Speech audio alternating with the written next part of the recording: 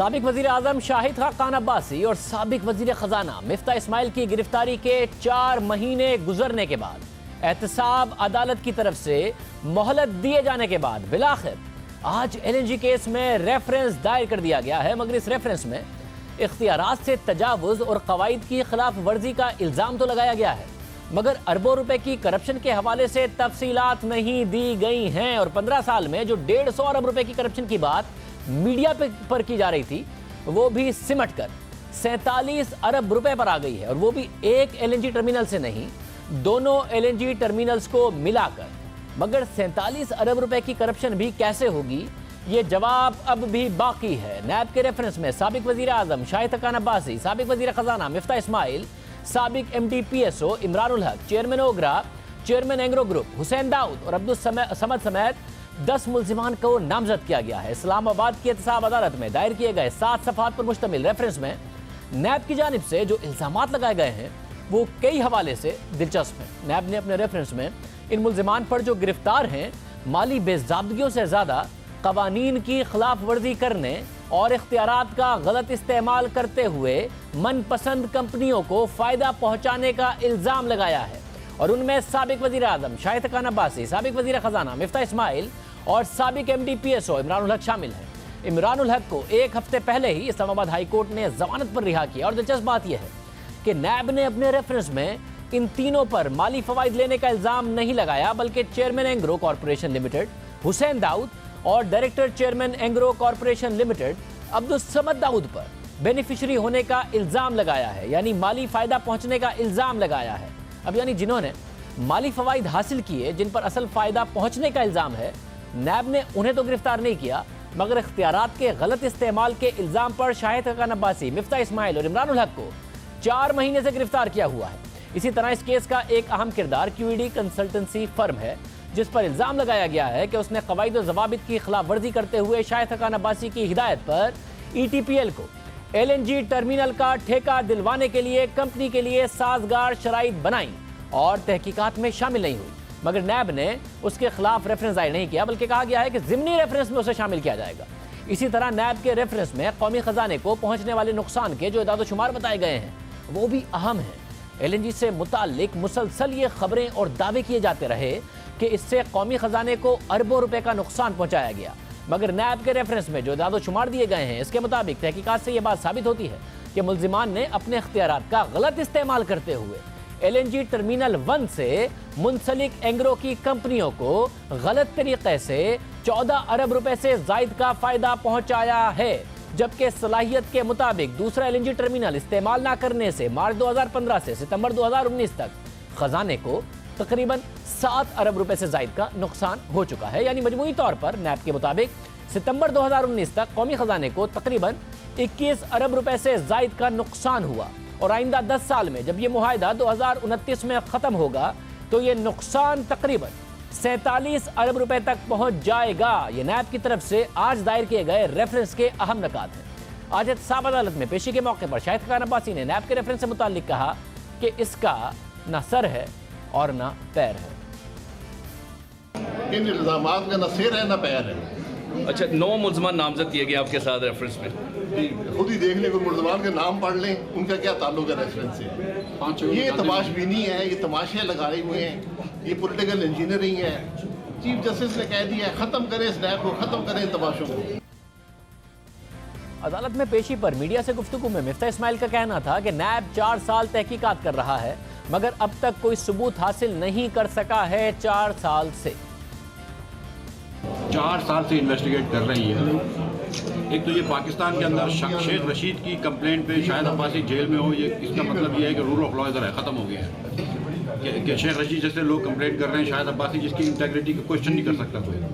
دوسری بات یہ کہ 4 سال میں انہوں نے ایک مرتبہ بھی کوئی ایویڈنس لا دیں پوری دنیا سے جو اس سے سستا ٹرمینل لگا ہو۔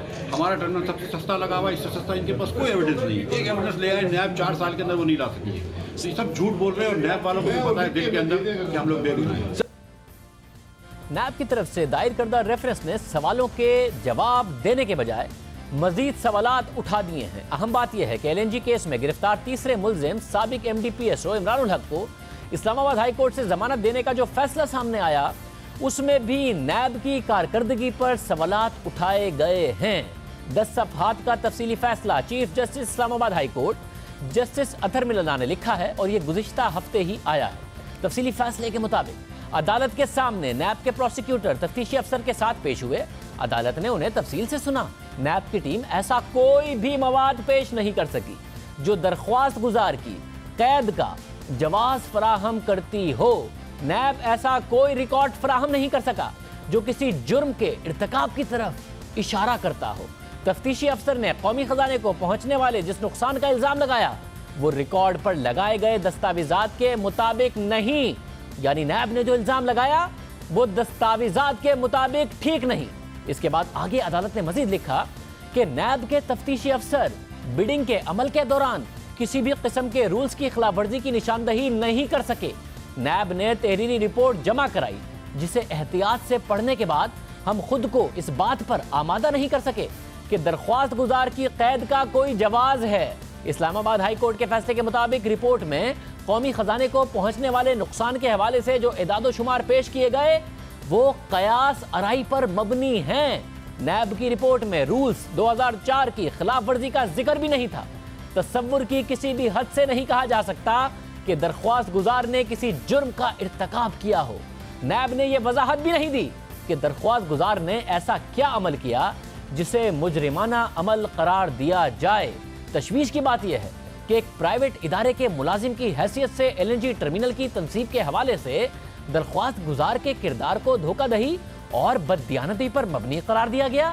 جیسا کہ بتایا جا چکا ہے کہ درخواست گزار صرف ایک ملازم تھا اور ایسا کچھ بھی ریکارڈ پر نہیں کہ اس نے کوئی مالی فائدہ لیا ہو۔ پھر ان کی پی ایس او کی تعیناتی کو مالی فائدہ قرار دینے کی قیاس آرائی کی گئی۔ بین الاقوامی ضوابط کے مطابق اسٹینڈرڈ بزنس پریکٹس کو کرپشن اور کرپٹ پریکٹس قرار دیا گیا۔ فیصلے کے مطابق ایسا کچھ بھی ریکارڈ پر نہیں جس سے پتہ چلتا ہو کہ انکوائری اور تفتیش کے دوران ڈیٹا کے پیشہ ورانہ تجزیے کی کوشش کی گئی ہو۔ تفتیشی افسر 2014 میں دیے گئے ایل این جی ٹھیکے میں درخواست گزار عمران الحق کے کردار کی نشاندہی نہیں کر سکے اور نہ ہی انہوں نے رولز 2004 کی خلاف ورزی کی کوئی نشاندہی کی۔ جس کنسلٹنٹ نے بولی اور ٹھیکے کے عمل کی نگرانی کی، جس کی تقرری یو ایس ایڈ نے کی تھی، اس پر بھی کوئی سوال نہیں اٹھایا گیا۔ کنسلٹنٹ پر کوئی الزام نہیں ہے اور نہ ہی ایسے کوئی شخص یا ادارے پر جو بولی کے عمل کا حصہ رہا ہو اس پر کوئی الزام لگایا گیا۔ عدالت نے لکھا کہ نیب کے اسپیشل پروسیکیوٹر اور تفتیشی افسر ہمیں مطمئن کرنے میں ناکام رہے۔ نیب نے درخواست کی مخالفت کی اور اسے نیب کے قوانین کے خلاف قرار دیا، مگر یہ بات قابل ذکر ہے کہ درخواست گزار نے آئین کے آرٹیکل 199 کو بنیاد بنایا تھا، اس لیے آئین کے تحت دی گئی بنیادی حقوق کی ضمانت اور نیب کی طرف سے اختیارات سے تجاوز کو نظر انداز نہیں کیا جا سکتا۔ یہ عدالت نے نیب کے حوالے سے لکھا کہ نیب کی طرف سے اختیارات سے تجاوز کو نظر انداز نہیں کیا جا سکتا۔ عدالت آگے لکھتی ہے کہ نیب آرڈیننس 1999 کے تحت نیب کو حاصل گرفتاری کے اختیارات لامحدود نہیں ہیں۔ نیب کو ضمانت کے حوالے سے قانون درخواست گزار یا پھر کسی اور کو اس کے آئین کے تحت دیے گئے بنیادی حقوق سے محروم نہیں کر سکتا۔ عدالت نے مزید لکھا کہ یہ بات نوٹ کی گئی ہے کہ آئین کے آرٹیکل 14 کی شق 2 کے مطابق کسی بھی شخص کو شواہد حاصل کرنے کے لیے تشدد کا نشانہ نہیں بنایا جا سکتا۔ اس کیس میں گرفتاری تشدد کے زمرے میں آتی ہے۔ عدالت نے اپنے فیصلے میں لکھا کہ ہم نے نیب کے کئی کیسز میں یہ محسوس کیا ہے کہ تفتیشی ماہرین کے ذریعے نہیں کی جاتی، کوئی تفتیش ماہرین کے ذریعے نہیں کی جاتی۔ اس طرح کے کیسز میں تفتیش اور انکوائری کے دوران کسی چارٹرڈ اکاؤنٹنٹ یا پھر تربیت یافتہ پروفیشنل کی مدد کی کوئی مثال سامنے نہیں آئی۔ ایسا ہی اس کیس میں بھی ہوا۔ وائٹ کالر کرائم کے لیے تفتیش کرنے والے کا باصلاحیت اور پروفیشنل ہونا ضروری ہے۔ نیب آرڈیننس کے مطابق اس کے مقاصد کو صرف اسی صورت میں حاصل کیا جا سکتا ہے جب وائٹ کالر کرائم کی تحقیقات تربیت یافتہ ماہرین کریں۔ ہمارے سامنے جو کیس ہے وہ بنیادی انسانی حقوق کی خلاف ورزی کی اعلیٰ مثال ہے۔ چیئرمین نیب بار بار بات کرتے ہیں وائٹ کالر کرائم کی ایکسپرٹیز کا، اور عدالت نیب کی اپنی کیپیسٹی پر، اپنی صلاحیت پر سوال اٹھا رہی ہے کہ ان کے پاس یہ صلاحیت نہیں ہے کہ وہ وائٹ کالر کرائم کی تحقیقات کریں۔ وہ کہہ رہے ہیں کہ تربیت یافتہ ماہرین کریں، اور ساتھ ہی عدالت آگے لکھتی ہے کہ ہمارے سامنے جو کیس ہے وہ بنیادی انسانی حقوق کی خلاف ورزی کی اعلیٰ مثال ہے۔ ایل این جی کیس میں نیب کا جواب اور ریکارڈ व्हाइट कॉलर क्राइम में नैब की काबिलियत का सबूत है। व्हाइट कॉलर क्राइम में किसी भी शख्स की गिरफ्तारी के लिए ठोस वजूहात का होना जरूरी है, खासतौर पर उस वक्त जब मुल्जिम तहकीकात में ताउन कर रहा हो या उसके फरार ना होने का खदशा हो। अदालत ने अपने फैसले में मजीद लिखा कि यह बात भी नोट की गई है कि दरख्वास्त गुजार के खिलाफ केस का दारोमदार दस्तावेजी शवाहिद पर है जो प्रोसिक्यूशन के पास है, इसलिए ऐसा मुमकिन नहीं है कि दरख्वास्त गुजार यानी इमरान उल हक उन्हें टेम्पर कर सकता है। इन हालात में दरख्वास्त गुजार को कैद में रखना उसे सजा देने के बराबर है। हालांकि हकीकत यह है कि जब तक जुर्म साबित ना हो जाए मुल्जिम बेगुनाह समझा जाता है। साथ ही अदालत ने अपने फैसले में सुप्रीम कोर्ट के एक फैसले का हवाला दिया जिसके मुताबिक किसी भी कसूरवार को दिया जाने वाला रिलीफ का इजाला उसे सजा देकर किया जा सकता है, मगर किसी बेगुनाह की कैद का इजाला मुमकिन नहीं है। इस सूरत में मुल्जिम को जमानत ना देना उसे सजा देने के बराबर है। इसलिए हमारी ये राय है कि दरख्वास्त गुजार जमानत का हकदार है, इसलिए हम उसकी दरख्वास्त को कबूल करते हैं और उसे 10 लाख रुपए जमानत के एवज रिहा करने का हुक्म देते हैं। अपने फैसले के आखिर में अदालत ने लिखा कि यह आर्जी राय है जो ट्रायल कोर्ट पर किसी तौर पर भी असरअंदाज नहीं हुई।